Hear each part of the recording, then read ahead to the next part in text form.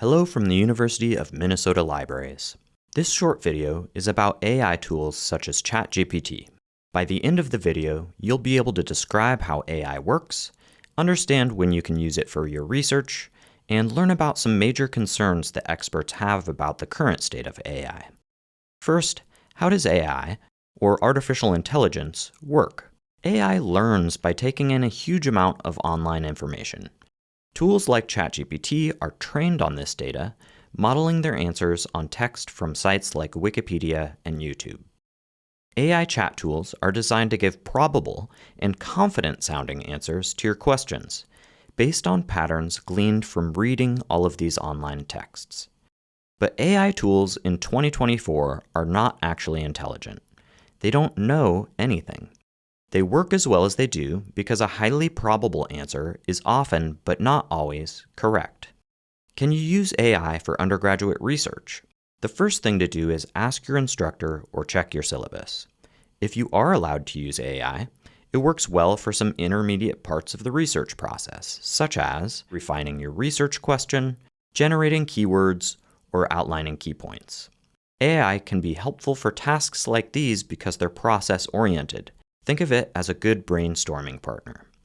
But for later stages of your research, such as writing drafts of your paper, unless you have time to double-check everything that AI generates, you should proceed with caution, because AI is still often wrong.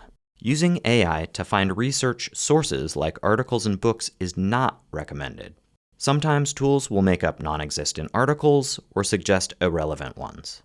To find good sources, it's still best to use library databases or ask for help from the human experts on the library's 24/7 chat. Here are a few other concerns about the current state of AI. These tools were trained on texts that are full of racist, sexist, homophobic, and other biased language that you would find on sites like Twitter and YouTube comments. While AI companies are trying to address these issues, their tools still reproduce racist and sexist opinions and stereotypes. If you're concerned about climate change, AI has a terrible environmental footprint.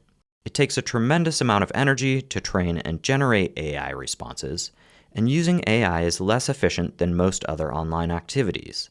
Training an AI, for example, can produce about 626,000 pounds of carbon dioxide, the equivalent of around 300 round-trip flights between New York and San Francisco. Many AI companies employ questionable labor practices. When you upload content to ChatGPT, you may be violating copyright or other people's privacy. In general, you should treat anything you enter into an AI tool as public information, so you shouldn't upload articles or books that you download from the library, and you should only upload your own content to an AI tool if you're okay with it showing up publicly somewhere in the future.